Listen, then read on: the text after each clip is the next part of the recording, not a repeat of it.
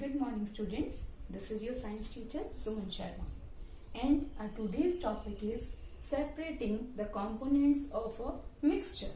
So far we have studied about the mixtures. Okay, now we are going to discuss about the separation techniques. Components. If we want to separate the components, then what type of technique can be used? So our first separation technique is evaporation. This technique is based on the phenomena that the liquid vaporize early whereas solids do not vaporize easily.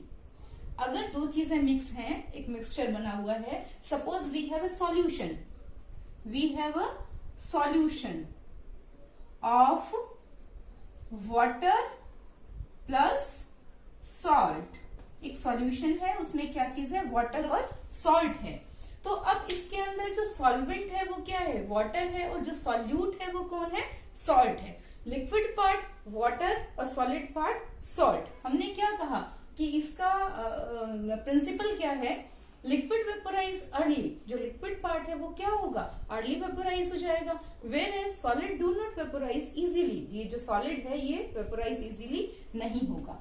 तो जो easily vaporise होता है उसके लिए term हम क्या चीज use करते हैं, वॉलेटाइल. तो वाटर है वो वॉलेटाइल है, और जो सॉल्ट है वो क्या है, नॉन वॉलेटाइल है, क्योंकि वो इजीली वेपोरेट नहीं हो रहा है. तो इस तरह का अगर सॉल्यूशन होगा जिसको, क्योंकि हमने पहले डिस्कस किया था कि जो सॉल्यूशन है हम उसको ना तो फिल्ट्रेशन से सेपरेट कर सकते हैं कंपोनेंट्स को, ना ही हम सेंट्रीफ्यूगेशन से उसको सेपरेट कर सकते हैं. तो हम कौन सी टेक्निक यूज करेंगे सॉल्यूशन के लिए, इवेपोरेशन टेक्निक यूज करें. कौन से वाले सॉल्यूशंस के लिए, जिसके अंदर की एक कंपोनेंट कैसा है, वोलेटाइल है, और दूसरा कैसा है, नॉन वोलेटाइल है. तो ये टेक्निक हम इसमें इवेपोरेशन के लिए यूज करेंगे. इसके एग्जांपल्स हैं, वाटर है, उसके अंदर में कोई भी डाई है, कोई भी कलर्ड लिक्विड अगर है तो उसमें से जो डाई वाला पोर्शन है, ये जो कलर्ड पोर्शन है, डाई अगर सेपरेट करनी है, आपसे क्वेश्चन पूछा जा सकता है, to separate any dye what type of technique you will use. तो आपको बहुत सारे टेक्निक्स के नेम दे रखे हो, आपको कोई एक ऑप्शन उसमें से चूज करना हो, तो which option will you choose.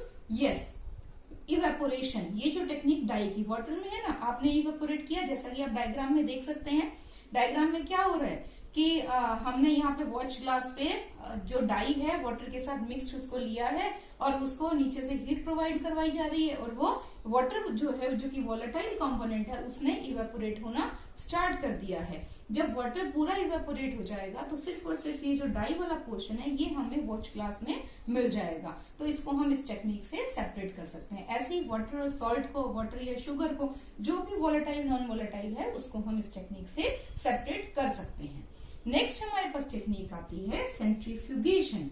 देखिए, अब सेंट्रीफ्यूगेशन किसके लिए हम यूज कर सकते हैं, हम लोग सेंट्रीफ्यूगेशन यूज कर सकते हैं. ये इवेपोरेशन हमारे पास आया था सॉल्यूशंस के लिए. सेंट्रीफ्यूगेशन हम यूज कर सकते हैं कॉलॉइड के लिए या सस्पेंशन के लिए. जो कॉलॉइड सस्पेंशंस हैं उनके लिए हम कौन सी टेक्निक यूज कर सकते हैं, सेंट्रीफ्यूगेशन टेक्निक यूज कर सकते हैं. अब इसका प्रिंसिपल क्या है सेंट्रीफ्यूगेशन का, तो इसका प्रिंसिपल आपको ध्यान रखना है. क्या है principle, denser particles settle down at the bottom and the lighter particles stay at the top when spun rapidly.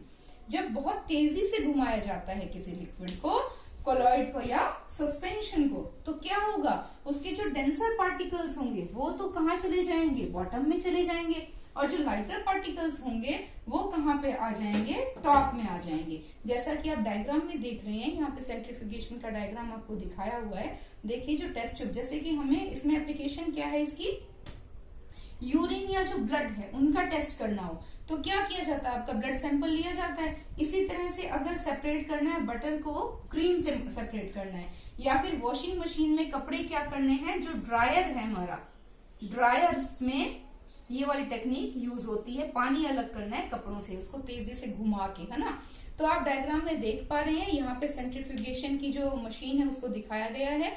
Test tubes में जो भी हमारा सैंपल रहता है उसको डाल दिया जाता है और बहुत तेजी से उसको स्पन करा जाता है. स्पन करने से उसका जो डेंसर पार्टिकल है वो ऊपर आ जाता है और लाइटर पार्टिकल नीचे आ जाता है. इसमें सबसे इंपॉर्टेंट हमारे पास जो एग्जाम में पूछा जाता है वो ब्लड का रहता है कि ब्लड के कंपोनेंट सेपरेट करने हैं। आपने क्लास 7th में 8th में आपने पढ़ा है, 7th क्लास में आपने पढ़ा है कि ब्लड में कौन कौन से कंपोनेंट्स होते हैं। ब्लड के अंदर क्या चीज रहता है, ब्लड प्लाज्मा रहता है जो कि उसका लिक्विड पार्ट होता है, और उसके अंदर ब्लड की जो सेल्स होती हैं वो रहती हैं। कौन कौन सी, आरबीसी, मैं इस सीक्वेंस में लिखती हूँ, प्लेटलेट्स,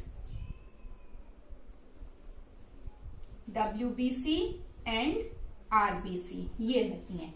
अब ब्लड सैंपल को टेस्ट कैसे करते हैं, आप डायग्राम में जरा देखिए।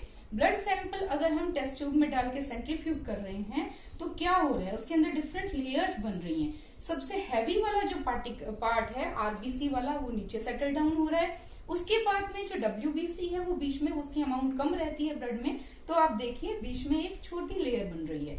उसके बाद में जो प्लेटलेट्स और प्लाज्मा है, इसका पोर्शन जो है वो ऊपर आ जाता है। ठीक है, तो इस तरह से ब्लड के कंपोनेंट्स जो है वो उसको सेपरेट कर सकते हैं। अभी देखिए आजकल बड़ा चल रहा है कोरोना के ट्रीटमेंट में ये ब्लड प्लाज्मा डोनेट करना, तो अब ब्लड के अंदर ब्लड प्लाज्मा है, उसको सेपरेट किस टेक्निक से करेंगे, उसमें भी कहीं ना कहीं सेंट्रीफ्यूगेशन जो है वो यूज हो रहा है। या फिर कई बार क्या रहता है, कुछ डेंगू फीवर वगैरह में क्या होता है, प्लेटलेट्स डाउन हो जाती हैं, तो वो प्लेटलेट्स उसको बाहर से चढ़ाई जा रही है किसी दूसरे के ब्लड से लेके, तो वो कैसे सेपरेट करी जा रही है, सेंट्रीफ्यूगेशन से। तो ब्लड के जो कंपोनेंट्स हैं उनको अगर सेपरेट करना है तो ये कौन सा टेक्निक हमारे पास यूज होगा, सेंट्रीफ्यूगेशन। ये एग्जाम में बहुत बार पूछा जाता है। बटर अलग करना है क्रीम से, सेंट्रीफ्यूगेशन, ये हम घर में यूज भी करते हैं, मिक्सी में डाल के हमने तेजी से घुमाया, है ना। वॉशिंग मशीन के ड्रायर में कौन सा यूज हो रहा है, सेंट्रीफ्यूगेशन। सेंट्रीफ्यूगेशन फोर्स लगता है।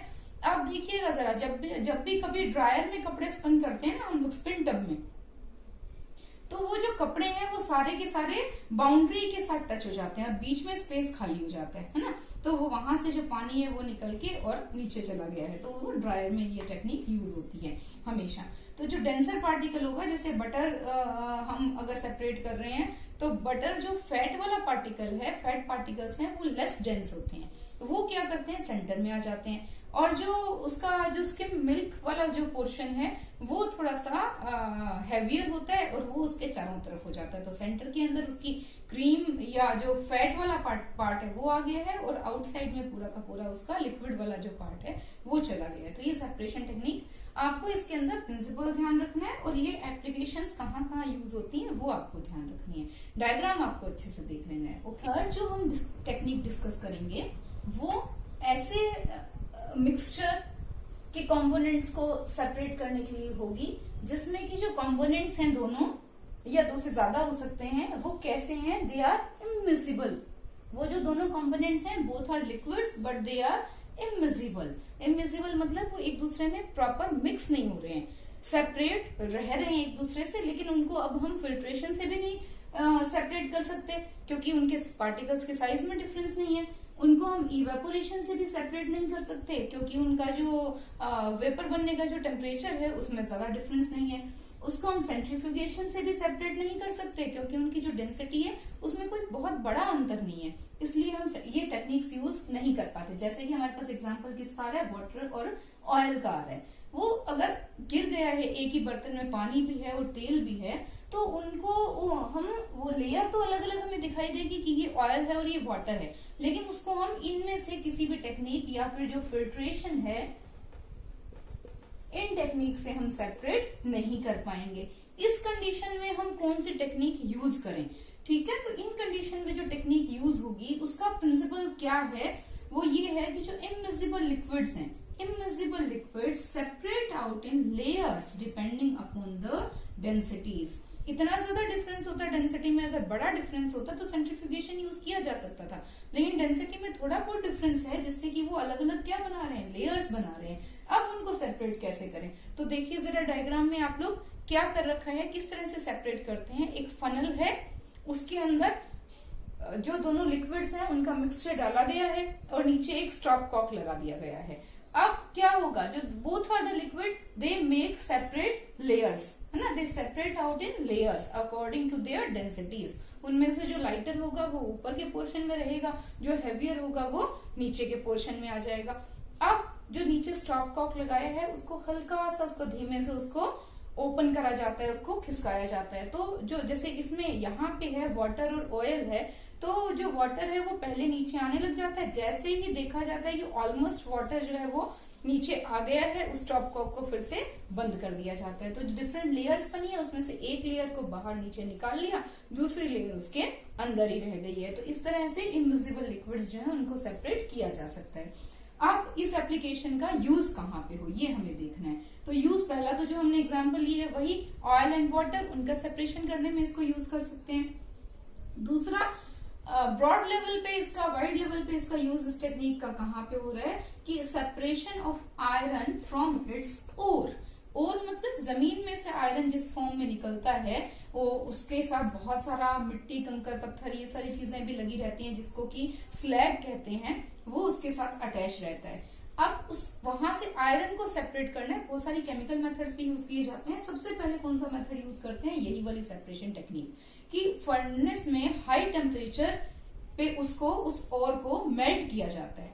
जब मेल्ट होगा तो क्या होगा, आयरन है और है जो स्लैग है, स्लैग जो है वो लेस डेंसिटी का है, तो वो क्या बना लेगा, वो उसमें उस फर्नेस में क्या करेगा वो कि अपर जो पोर्शन है फर्नेस का, जो अपर पोर्शन है यहाँ पे तो पूरा का पूरा ये जो स्लैग वाला पोर्शन है ये इकट्ठा हो जाएगा, और जो आयरन है वो क्या होगा, नीचे के पोर्शन में इकट्ठा हो जाएगा। अब यहाँ कहीं एक उसका एक ओपनिंग लगी रहती है जो कि स्टार्टिंग में क्या है, क्लोज रहती है, और जब पूरा जो हाई टेम्परेचर पे मेल्ट करने पर ये जब मेल्ट हो गया पूरा तो ये ओपनिंग खोल दी जाती है। इससे जो ऊपर वाली लेयर जो ये स्लैग है, मतलब मिट्टी कंकर वगैरह जो थे वो तो मेल्ट, जो भी उसके साथ इम्प्योरिटीज थी वो तो मेल्ट होके आ गई बाहर, और नीचे ये जो क्या रह गया है हमारा आयरन जो है मेल्टेड मोल्टन आयरन, ये यहाँ पे नीचे की लेयर में रह जाता है, इसको यहाँ से सेपरेट कर लिया जाता है। तो इस तरह से इनविजिबल लिक्विड्स जो हैं उनकी लेयर बना के और उनको सेपरेट किया जा सकता है। तो ये फोर्थ सेपरेशन टेक्निक जो है हमारे पास, उसमें हम क्या चीज देखेंगे कि ऐसा कोई मिक्सचर हो हमारे पास जिसमें कि सॉल्ट है और उसके साथ में अमोनियम क्लोराइड है, तो उसको हम कैसे सेपरेट करेंगे, ऐसी कोई टेक्निक। अब सॉल्ट और अमोनियम क्लोराइड में क्या हो रहा है, वो दोनों तो लिक्विड भी नहीं है कि वेपर बना है ना, वेपर बनाए उनका, या सेंट्रीफ्यूगेशन करें या फिल्ट्रेशन में भी दोनों दिखने में एक जैसे हैं, साइज ऑफ पार्टिकल एक जैसा है, तो कौन सी टेक्निक यूज करेंगे। हम ये देखते हैं कि जो अमोनियम क्लोराइड है या कैम्फर है या नेफ्थलीन है या एंथ्रासीन है, ये सारे जो कंपाउंड्स हैं ये कैसे हैं, they all are sublimable compounds. ये सब कैसे हैं, सब्लिमेबल कंपाउंड्स हैं। नेफ्थलीन बॉल्स आप लोगों ने घरों में देखी है, आफ्टर विंटर जब हम अपने वुलन क्लोथ्स हैं उनको रखने लगते हैं तो उनके अंदर नेफ्थलीन बॉल्स जो है, कपूर वाली गोलियां, वो उसके अंदर कैम्फर कपूर नेफ्थलीन बॉल्स उनके अंदर डाली जाती हैं और उनको पैक करके रख दिया जाता है। और धीरे धीरे नेक्स्ट सीजन में लंबा टाइम निकल जाता है, और नेक्स्ट सीजन में जब हम उन वुलन क्लोथ्स को निकालते हैं तो वो जो नेफ्थलीन बॉल्स हैं वो या तो डिसअपियर हो चुकी हैं या फिर वो साइज में बड़ा ही छोटी हो जाती हैं। तो हुआ क्या, कहीं हमारे कपड़े जो हैं वो वेट भी नहीं है। तो इनमें क्या है, सब्लिमेबल कंपाउंड्स में आपने फर्स्ट चैप्टर में पढ़ा हुआ है कि इसके अंदर लिक्विड स्टेट नहीं आती। तो इस टेक्निक का प्रिंसिपल हमारे पास क्या चीज है कि sublimable components of a mixture will convert from solid to gas on heating. जैसे ही उनको थोड़ी सी हीट मिलती है, एनवायरमेंट की हीट मिली उसको, नेफ्थलीन बॉल को जब हमने कपड़ों में रखा, या किसी का जो हीटिंग पॉइंट है वो थोड़ा ज्यादा है, सब्लिमेशन का जो टेम्परेचर ज्यादा है, तो उसको हीट किया तो क्या हुआ, सॉलिड से डायरेक्ट किस में चेंज हो गया, वो गैस में, हीटिंग पे।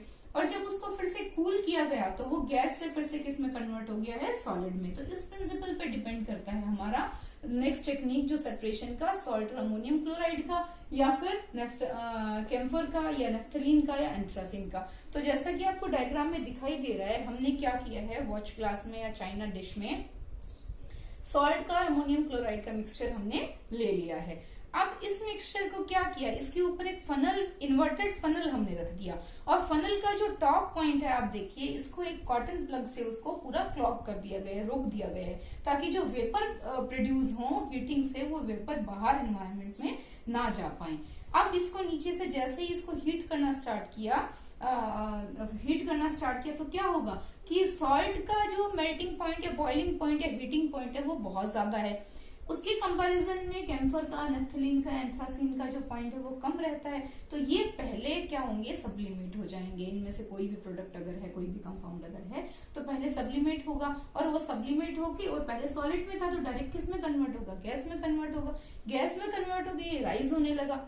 नीचे टेम्परेचर हाई था, हाई टेम्परेचर में सॉलिड से किस में कन्वर्ट हो गया, गैस में कन्वर्ट हो गया। ये राइज होने लगा तो हमने ऊपर क्या लगा रखा है, इन्वर्टेड फनल लगा रखा है। अब फनल की जो वॉल्स हैं उनका टेम्परेचर उसके बेस के कंपैरिजन में क्या है, लो टेम्परेचर है। जब वो वेपर राइज हुई और वो लो टेम्परेचर वाली कूल वॉल्स के साथ टच हुई तो उसका वो किस में फिर से क्या हो गया, उसका टेम्परेचर डाउन हुआ और वो फिर से गैस से किस में कन्वर्ट हो गई, सॉलिड में कन्वर्ट हो गई। वहीं पे ही वो चिपक के रह गई हैं। तो इस तरह से धीरे धीरे सारा का सारा जो कैम्फर या ये अमोनियम क्लोराइड जो है ये पूरा वेपर में कन्वर्ट होगा और ऊपर जाके वॉल्स के साथ टच होके फिर से किस में बदल जाएगा, ये फिर से सॉलिड में चेंज हो जाएगा, वहीं पे स्टक हो जाएगा। जब पूरा का वेपोरेशन का प्रोसेस, सब्लिमेशन का प्रोसेस हो जाए उसके बाद में क्या किया जाए कि जो फायर है उसको तो बंद कर दिया जाए और जो इन्वर्टेड फनल है उसको साइड में लेके और उससे वो जो वहां पे स्टक हो रखा है उसकी वॉल पे ये जो कैम्फर वगैरह है उसको वहां से सेपरेट कर दिया जाता है। तो आपका जो सॉल्ट है वो तो वॉच ग्लास में रह गया और जितना भी कैम्फर है वो पूरा का पूरा फनल के ऊपर आ गया, वहां से उसको सेपरेट कर लिया। तो जिनके जो सब्लिमेबल कंपोनेंट्स हैं उनको इस टेक्निक से हम सेपरेट करते हैं। ये टेक्निक बड़ी एग्जाम में बहुत ही इंपॉर्टेंट पूछा जाता है। कई बार डायग्राम दे दिया जाता है आपको एग्जाम में और आपसे पूछा जाता है कि ये कौन सी टेक्निक का, ये जो डायग्राम दिया हुआ है इस टेक्निक से आप किस तरह के कंपाउंड्स को सेपरेट कर सकते हैं। तो आपको बताना है कौन से कंपाउंड्स को सब्लिमेबल कंपाउंड्स को कर सकते हैं। कई बार ये नाम देके पूछा जा सकता है आपसे कि ये कंपाउंड्स हैं, इनको सेपरेट करना है। मान लो सॉल्ट के साथ है या किसी और चीज के साथ दे दें किसी एक का नाम, किसको सेपरेट करना है तो आप कौन सी टेक्निक काम में लेंगे, तो सब्लिमेशन के से वाली जो टेक्निक है उसको आप काम में लेंगे। वैसे तो स्टूडेंट्स हर एक टेक्निक ही अपने आप में इम्पोर्टेंट है एग्जाम के पर्पज से, बट ये जो फिफ्थ टेक्निक है क्रोमेटोग्राफी ये काफी ज्यादा इम्पोर्टेंट है और इसमें थोड़ा सा कंफ्यूजन भी हमें ज्यादा होता है क्योंकि इसके यूजेस जो हैं उसमें हम जब डिस्कस करेंगे तो आपको समझ में आएगा। तो नेक्स्ट हमारे पास जो फिफ्थ टेक्निक है दैट इज क्रोमेटोग्राफी। अब देखिए क्रोमेटोग्राफी क्या है। क्रोमेटोग्राफी है this technique is used to separate those solutes that dissolve in the same solvent. एक ही सॉल्वेंट है और उसमें कई सारे सॉल्यूट्स मिक्स हो रखे हैं। अब सॉल्वेंट सपोज कि वाटर है, वाटर में बहुत सारे कलर्स मिक्स कर दिए। अब अगर इवेपोरेशन करेंगे हम तो वाटर तो इवेपोरेट हो जाएगा बट ये जो सारे कलर्स हैं ये तो सब नीचे रह गए ना। अब अगर इन कलर्स को भी आपस में एक दूसरे से सेपरेट करना है, ब्लैक कलर जैसे है, ब्लैक कलर है तो ब्लैक कलर वास्तव में क्या होता है, it's not a single colour, it's a mixture of 7 colours. तो वो ब्लैक जो अगर मान लो ब्लैक इंक है वो वाटर में डिसॉल्व हो रखी है, जैसा कि हमने पीछे इवेपोरेशन टेक्निक में एग्जाम्पल पढ़ा था। तो इंक को सेपरेट करना है वाटर से तो हमने क्या किया, इवेपोरेशन कर दिया। तो वाटर इवेपोरेट होके पूरा निकल गया और इंक जो है वो नीचे हमारे पास रह गई, ब्लैक इंक। अब हम क्या करना चाह रहे हैं, जो ब्लैक इंक है, ये क्रोमेटोग्राफी में हम क्या करना चाह रहे हैं, जो ब्लैक इंक है उससे हम उस ब्लैक से जो डिफरेंट कलर्स हैं, रेड, ब्लू, येलो, जो भी कलर से मिलके वो ब्लैक कलर बना है, हम उन सारे कलर्स को सेपरेट करना चाह रहे हैं। तो तब कौन सी इस तरह की जो भी, ये तो एक कलर्स की, क्योंकि ये क्रोमेटोग्राफी नेम ही कहाँ से आया है, क्रोमेटोग्राफी में एक वर्ड है क्रोमा, क्रोमा, ये ग्रीक वर्ड है और इसका मीनिंग क्या था, कलर। क्रोमा वर्ड का क्या मीनिंग है, कलर। तो सबसे पहले ये जो टेक्निक यूज हुई थी, first of all this technique is used for separation of different colours of a dye. एक डाई के अलग अलग कलर्स को सेपरेट करने के लिए सबसे पहले इस टेक्निक को यूज किया गया था, इसलिए इस टेक्निक का नाम क्या रखा गया, क्रोमेटोग्राफी। लेकिन इसका मतलब ये नहीं है, आपको कंफ्यूज नहीं होना है, इसका मतलब ये बिल्कुल नहीं है कि इस टेक्निक को सिर्फ और सिर्फ कलर्स को सेपरेट करने के लिए यूज किया जाता है। आजकल ये टेक्निक बहुत जगह यूज हो रही है। इनिशियली क्या हुआ था, कलर्स को सेपरेट करने के लिए यूज हुआ था और कलर को ग्रीक में लैंग्वेज में क्रोमा बोलते हैं, इसलिए इस टेक्निक का नेम क्या हो गया है, क्रोमेटोग्राफी। और इसका प्रिंसिपल क्या है, प्रिंसिपल ये है कि कोई भी एक सॉल्वेंट है और उसमें बहुत सारे सॉल्यूट मिक्स हो रखे हैं, तो उन सारे सॉल्यूट्स को एक दूसरे से सेपरेट करने के लिए हम कौन सी टेक्निक यूज कर सकते हैं, क्रोमेटोग्राफी। अब इसकी एप्लीकेशन कहाँ कहाँ है, टू सेपरेट, तो फर्स्ट तो ये है जो स्टार्टिंग से शुरू हुआ, colours of a dye, dye के जो कलर्स हैं उनको सेपरेट करने के लिए क्या यूज किया हमने, क्रोमेटोग्राफी। अब यहाँ हमें कंफ्यूज नहीं होना है, फर्स्ट टेक्निक इवेपोरेशन, उसमें वाटर से डाई को सेपरेट करना था, यहाँ डाई के अलग अलग कलर्स को सेपरेट करना है, तो ये दोनों अलग अलग चीजें हैं। Next, pigments of a natural colour, कोई नेचुरल कलर है, मान लो कैरेट है, उसका कलर ऑरेंज है, वो एक नेचुरल कलर है वो ऑरेंज, उससे वो जो ऑरेंज कलर वाला पिगमेंट है उसको अगर सेपरेट करना हो तो कौन सी टेक्निक यूज होगी, क्रोमेटोग्राफी।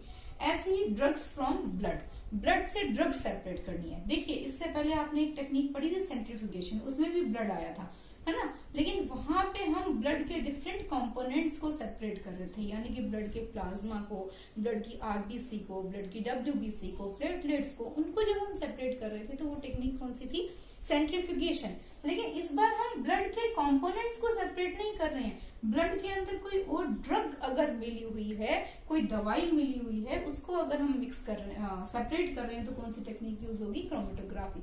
सपोज कि किसी ने सुसाइड कर लिया हो, मान लो, अब उसने कुछ खाया और वो उसकी डेथ हो गई, अब पता लगाना है कि इसने क्या चीज खाई थी जिससे कि इसकी डेथ हो गई या रिएक्शन हो गया इसको, तो उसके ब्लड का सैंपल लेके उसकी क्रोमेटोग्राफी करी जाती है और ब्लड से वो जो भी ड्रग उसने यूज करी है उस ड्रग को सेपरेट कर लिया जाता है, पता लगा लिया जाता है कि ये चीज इसने खाई, क्योंकि जो भी हम खाएंगे हमारी बॉडी के अंदर जाएगा, वो आखिरकार तो जाके हमारे ब्लड में मिक्स होना है ना, ब्लड के थ्रू ही सारी सेल्स में जाता है, ये आपको पता है। तो ब्लड से अगर ड्रग को सेपरेट करना है तब तो क्या यूज होगा, क्रोमेटोग्राफी। और ब्लड के कंपोनेंट्स को अगर सेपरेट करना है, आरबीसी, डब्ल्यूबीसी, प्लेटलेट्स को, तब कौन सी टेक्निक यूज होगी, तब टेक्निक हमारे पास यूज होगी, यस, सेंट्रीफ्यूगेशन। तो ब्लड नाम देखते ही आप टिक कर दो। सपोज आपको कोई क्वेश्चन दे दिया है ना, और आपको ऑप्शंस दे रखे हैं, उसमें क्रोमेटोग्राफी है, सेंट्रीफ्यूगेशन है, इवेपोरेशन है, और आपने सिर्फ और सिर्फ ब्लड टर्म पढ़ा और आपने सेंट्रीफ्यूगेशन पे टिक कर दिया या आपने क्रोमेटोग्राफी पे टिक कर दिया, तो आपका आंसर गलत हो जाएगा। ये क्वेश्चन बहुत बार आता है बच्चों ने, तो आपको क्या है, क्वेश्चन बच्चों आपको ध्यान से पढ़ना है कि ब्लड के कॉम्पोनेंट्स अगर सेपरेट हो रहे हैं देन सेंट्रीफ्यूगेशन, ब्लड से अगर ड्रग सेपरेट हो रहा है देन क्रोमेटोग्राफी। ऐसे ही वाटर से डाई सेपरेट हो रही है, इवेपोरेशन, और डाइज के डिफरेंट कलर सेपरेट हो रहे हैं देन क्रोमेटोग्राफी। अब हम थोड़ा सा डायग्राम की हेल्प से समझते हैं क्रोमेटोग्राफी कैसे करवाई जाती है। वैसे तो बहुत टाइप की होती है, बड़ा ही जो कॉम्प्लेक्स इसका तरीका है, बहुत ही अलग अलग तरह की क्रोमेटोग्राफी होती है। जनरल क्रोमेटोग्राफी में क्या होता है कि जैसे ये फिल्टर पेपर की एक स्ट्रिप ले ली, फिल्टर पेपर की स्ट्रिप ले ली, या क्रोमेटोग्राफी स्ट्रिप नाम से अलग से कागज आता है, उसकी स्ट्रिप ले ली, मानो इंक है, और उससे उसके अलग अलग कंपोनेंट सेपरेट करने हैं, तो क्या किया, वो एक स्ट्रिप बनाई, फिल्टर पेपर की बना ली, या फिर क्रोमेटोग्राफी स्ट्रिप ले ली, और उसके ऊपर पेंसिल से एक लाइन ड्रॉ करके, और वहां पे वो जो जैसे ये ब्लैक इंक है, ये इसका एक स्पॉट लगा दिया गया। पूरा फिल्टर पेपर व्हाइट है, इसके ऊपर ब्लैक इंक का स्पॉट लगा दिया। अब जो इंक है वो किसके अंदर सॉल्युबल है, वो वाटर में सॉल्युबल है। कॉमन सॉल्वेंट कौन सा, इंक के अंदर बहुत सारे, ब्लैक इंक है, बहुत सारे कलर्स हैं उसके अंदर, लेकिन सारे के सारे कलर किसके अंदर सॉल्युबल है, कौन है उनका सॉल्वेंट, वाटर है उनका सॉल्वेंट। तो अब इस स्ट्रिप को एक जार में पानी लेके और उसके अंदर ये ग्लास रॉड लगाई और यहाँ पे पेपर क्लिप्स लगा के और उसको हैंग कर दिया गया पानी के अंदर, पूरा डिप नहीं किया गया, पानी में हैंग कर दिया गया। अब जब ये रखा रहेगा तो धीरे धीरे क्या होगा, क्योंकि ये फिल्टर पेपर है, it starts absorbing the water, ये पानी को एब्जॉर्ब करना स्टार्ट कर देगा। तो धीरे धीरे जो वाटर है इट राइजेस अप, ये पानी ऊपर उठेगा। जब ये डाई के पास आया तो अब ये जो डाई है इसके कंपोनेंट, क्योंकि ये वाटर सॉल्वेंट है, वाटर सॉल्युबल है, तो ये उसको मिक्स करेंगे। अब लेकिन जो कंपोनेंट्स हैं डाई के, मतलब जो डिफरेंट कलर्स हैं, कोई जरूरी नहीं है कि सारे जो कलर्स हैं, रेड, येलो, ग्रीन, ब्लू, सब की सॉल्युबिलिटी एक जैसी हो। जिसकी सबसे कम सॉल्युबिलिटी होगी वो क्या होगा, उस ऊपर उठते हुए पानी के साथ थोड़ी सी दूर पे ही ऊपर उठेगा, यहीं रुक जाएगा। और जिसकी सॉल्युबिलिटी ज्यादा होगी पानी के साथ, वो पानी के साथ दूरी तक ऊपर जाएगा। तो अब ये क्या होगा, ये कलर पूरा जो है यहाँ फैल जाएगा। आपने ये अपने कपड़ों वगैरह पे भी देखा होगा कि कपड़े जो आपके कपड़े पे इंक लग गई और आपने जब उसको वॉश करना चाहा तो वो इंक उस पूरे कपड़े पे फैल गई। क्यों फैल गई, क्योंकि उस इंक के अंदर बहुत सारे कलर्स थे, वाटर के साथ सॉल्युबिलिटी सबकी अलग अलग थी। जिसकी सॉल्युबिलिटी सबसे कम थी वो सबसे नीचे रह गया, और जिसकी सॉल्युबिलिटी ज्यादा थी वो कलर क्या हो गया, ऊपर तक चला गया। तो जहां तक पानी जाएगा कुछ कलर उसके ऊपर तक और कुछ, तो ये इस तरह से पूरे जो कंपोनेंट्स है इस कलर के, इस डाई के, वो सारे एक दूसरे से सेपरेट हो जाएंगे। तो ये टेक्निक यूज होती है इनिशियली ये यूज होती थी किसके लिए, कलर्स को सेपरेट करने के लिए, इसीलिए क्रोमा से इसका नाम क्या बन गया, क्रोमेटोग्राफी बन गया। लेकिन आजकल ये यूज होती है किसमें, कलर्स, डाइस को के कलर्स को सेपरेट करने में, पिगमेंट्स को सेपरेट करने में, ब्लड में अगर कोई ड्रग है तो उसको सेपरेट करने में ये यूज होती है।